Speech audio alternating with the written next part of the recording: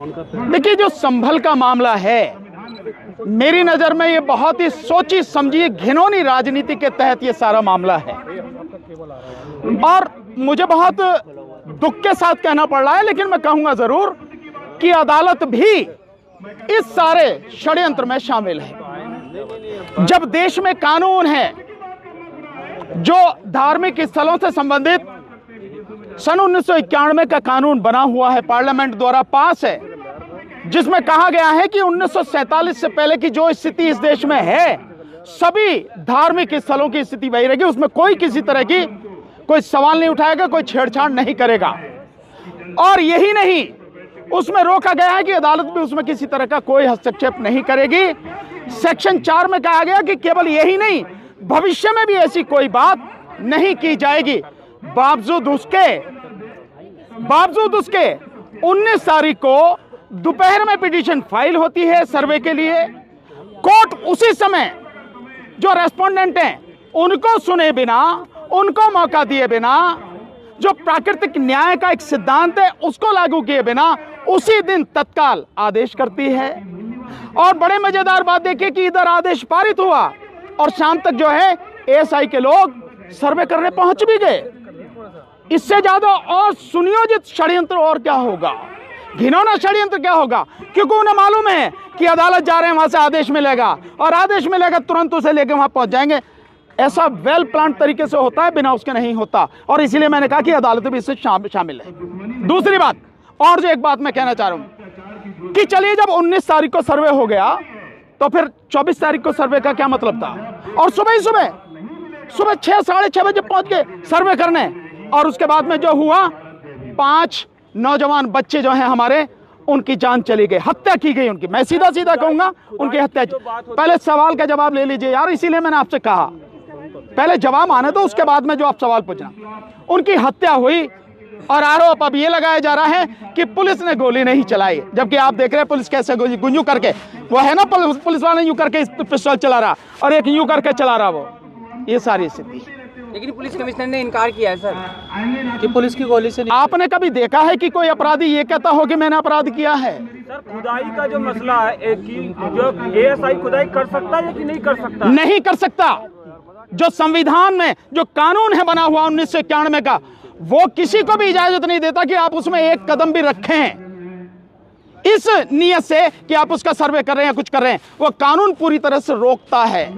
कानून कैसे सर्वे से पता कैसे लगेगा कि क्या पता लगाना है आपको? जब संविधान ने कह दिया, जब इस देश के कानून ने कह दिया कि 1947 से पहले की जो परिस्थिति है वो उसमें कहीं भी कोई भी उस पर कोई सवाल नहीं होगा, कोई छेड़छाड़ नहीं होगी, फिर क्या पता लगाना है आपको? कौन होते हैं आप पता लगाने वाले? एएसआई कौन होता है? तो क्या इसके पीछे कोई बड़ी साजिश नजर? मैंने बताया, बाकायदा साजिश है और बड़ी घिनौनी साजिश है। और अगर ये साजिश नहीं होती तो पिटीशन पड़ा, विपक्षी को मौका दिए बिना आदेश हो गए और आदेश तुरंत लागू हो गया। यहाँ सालों साल आदेश पड़े रहते हैं, धूल चाटते रहते हैं, मिट्टी लग जाती है उन पे, अधिकारी कभी गौर ही नहीं करते। और यहाँ तो पहले से तैयार बैठने, सांझ को ही पहुंच गए वहां। और क्या चाहिए? षड्यंत्र कैसे होता, मिली भगत कैसे होती है, ये सब कुछ सामने है। और 24 तारीख को क्यों किया गया, इसका भी एक कारण है। 24 तारीख को इसलिए किया गया कि 23 तारीख को बेईमानी से जो बीजेपी जीत कर आई है चुनाव में, विशेषकर अगर उत्तर प्रदेश में कहूं तो 9 जो उपचुनाव में सीटें थी, उन पर में 7 सीटों पर जिस तरह से जीत के आई है, ऐसी गुंडागर्दी आपने पहले कभी नहीं देखी होगी। मुस्लिम समाज के लोगों को रिवॉल्वर से डराया गया, रोका गया। कुंदरकी में जाटव समाज के लोगों को, यादव समाज के लोगों को, मुस्लिम समाज के लोगों को वोट डालने से रोका गया। ऐसी गुंडागर्दी आपने देखी कभी? इलेक्शन कमीशन क्या था, कहां था वो? कौन से बिल में घुसा हुआ था? कौन सी रिश्वत लेके चुप बैठा था? कौन सी वफादारी निभा रहा था? जब उसकी जिम्मेदारी है देश के संविधान को बचाने की, जब उसकी जिम्मेदारी है कि निष्पक्ष चुनाव हो, स्वतंत्र और पारदर्शी चुनाव हो, क्या कर रहा था वो? इसलिए ये सब कुछ सोचे समझे साजिश के तहत हो रहा। कहा जा रहा है पुलिस की तरफ से संभल का क्या ऐसा भी आरोप? यार इन्हें तो पूछ लें दो, आपने पूछ लिया। सर, कहा जा रहा है पुलिस की तरफ से कि पत्थरबाजी की गई थी, उसको कंट्रोल करना। आप बहुत सिंपल सी बात है कि जो पत्थरबाजी का आप आरोप लगा रहे हैं, मैं मानता हूं कि पत्थरबाजी हुई है, पर शुरुआत किसने की है? वो क्यों शुरुआत हुई है? पत्थरबाजी की क्यों शुरुआत हुई है? आप जाओगे और एक धार्मिक स्थल में कानून को जो है धता बताते हुए, पैरों तले कुचलते हुए आप बिल्कुल गैर कानूनी, गैर संवैधानिक काम करोगे। और उसके बाद जो आपसे पूछा जा रहा है आप उसका जवाब नहीं दोगे। लोग इकट्ठे हो जा रहे हैं तो उन्हें हटाने के लिए आप गोली चला रहे हैं, और लोग पत्थर चला रहे हैं तो आप कह रहे हैं पत्थरबाजी। गोली क्यों चलाई गई भाई? पत्थरबाजी से पहले आप इसका जवाब दो कि गोली क्यों चलाई गई। पुलिस अगर गोली चलाती है तो गोली उसी स्थिति में चलाती है जब देखे कि काबू में नहीं हो सकते, उससे पहले लाठी चार्ज होता है, उससे पहले चेतावनी दी जाती है, और गोली भी चलाई जाती है तो घुटनों से नीचे मारी जाती है ताकि जो है डर के भाग जाए या वो चलने के काबिल ना। ये एक तरीका होता है। आप सीधे सीधे, यार पहले जवाब तो सुन लो, सीधा सीधा आप गोली चला रहे हो और आप कह रहे हो कि मतलब पत्थरबाजी हुई है। क्या वो जो लोग हैं दिमाग खराब है उनका? उनमें समझ नहीं है कि वो क्या कर रहे हैं क्या नहीं कर रहे हैं। इन सारी चीजों को समझो और समझ, इसीलिए मैं कह रहा हूं उसकी बाकायदा अगर निष्पक्ष जांच हो जाए तो दूध का दूध पानी का पानी हो जाएगा, पता लग जाएगी कौन गुनहगार है, किसने गोली चलाई या किसने जो पत्थरबाजी की। सर जांच कौन करेगा? आपको विश्वास किस पे? नहीं, मुझे किसी पे विश्वास नहीं, मैं जानता हूं नहीं होगी जांच, बिल्कुल नहीं होगी जांच, मैं जानता हूं वही सब कुछ करने वाले हैं। ये तो तुम जाके पता लगो, ये तुम्हारा काम है, मेरा काम नहीं। ईंट पत्थर कहां से आए? रामगोपाल की हत्या हुई थी तो योगी सरकार ने मुआवजा दिया था, अभी 5 लोगों की मौत हुई है, कोई मुआवजा का ऐलान नहीं हुआ है। फिलहाल क्या भेदभाव कर रही है मुसलमानों से? यार किसका जवाब दूं? आप चार पूछ रहे हो, इसलिए मैंने कहा एक व्यक्ति सवाल पूछे उसका जवाब देता। पूछो, आप पूछो। रामगोपाल में बराइच की जब हत्या हुई थी, बराइच में जो रामगोपाल की हत्या हुई थी तो योगी सरकार ने मुआवजा दिया था, अभी 5 लोगों की मौत हुई है, फिलहाल अभी मुआवजा का कोई ऐलान नहीं। तो जो वो रामगोपाल मरा था वो उनकी नजर में हिंदू था, उनका आदमी था, और वो जब भगवा झंडा फहरा रहा था मस्जिद पे या घर पे जाके तो वो उन्हीं का आदमी था ना। तो अपने आदमी को मरवा के दंगा करवा दिया तो उसको जो उन्हें वो देना ही देना था मुआवजा। ये मुसलमान मरे, और मुसलमान की कीमत क्या है? मुसलमान की, दलित की, ओबीसी की, इन आज की जाति में जो सत्ता में बैठे इनकी नजर में कीमत क्या? कुछ नहीं। इसलिए इन 5 को जो है मुआवजा नहीं। और आरोप इन पे यह भी लगा हुआ कि भैया इन्होंने पत्थर चलाए और पत्थर चलाने में दंगा किया इन्होंने, तो किस बात का इन्हें मुआवजा मिलेगा? 400 से ज्यादा की FIR हुई है, गिरफ्तारी हुई है, कैसे देखते हैं आप? नहीं, कैसे क्या देखते हैं? FIR होनी चाहिए, लेकिन FIR दोनों तरफ से होनी चाहिए। FIR दोनों तरफ से होनी चाहिए, FIR इधर से भी और FIR उधर से भी।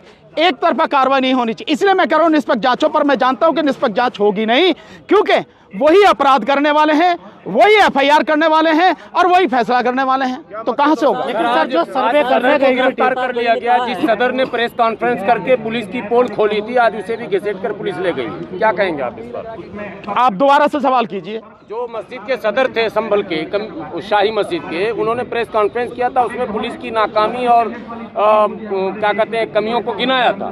पुलिस ने आज उन्हें गिरफ्तार कर लिया। आप शुक्र मनाओ कि उन्हें गिरफ्तार किया, गोली नहीं मारी। उन्हें गोली भी तो मार सकते थे कि हमेशा के लिए उनकी जुबान बंद हो जाए। ये होगा जब शासन करने वाले लोग संविधान को नहीं मानते, कानून को नहीं मानते और अपनी तानाशाही और गुंडागर्दी दिखा रहे हैं, तो तभी ये सारी चीजें होंगी। इसीलिए तो मैं कह रहा हूं कि कोई निष्पक्ष जांच नहीं होगी, कुछ नहीं होगा।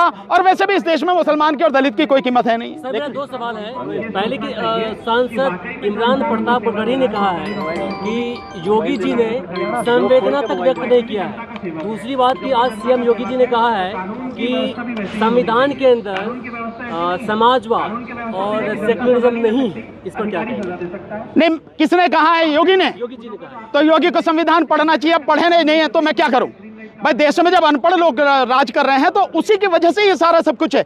संविधान में बाकायदा समाजवाद शब्द लिखा हुआ है, सेकुलरिज्म लिखा हुआ है, धर्मनिरपेक्षता लिखी हुई है और ये प्रस्तावना में लिखा हुआ है। एक बात तो ये रही।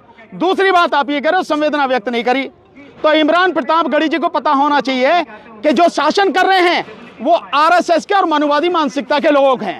और ये जो दंगा कराया गया है ये सोची समझी रणनीति और राजनीति के तहत कराया गया है। तो जो कराने वाले हैं वो जिनको मारना चाह रहे हैं वो मार दिए, उनके उससे संवेदना क्यों व्यक्त करेंगे? इमरान प्रताप गढ़ी जी को ये बात कहनी नहीं चाहिए कि संवेदना व्यक्त करें। वो संवेदना व्यक्त नहीं करेंगे। जो आपको खत्म कर देना चाहते हैं आप उनसे उम्मीद करते हैं कोई संवेदना व्यक्त करेंगे।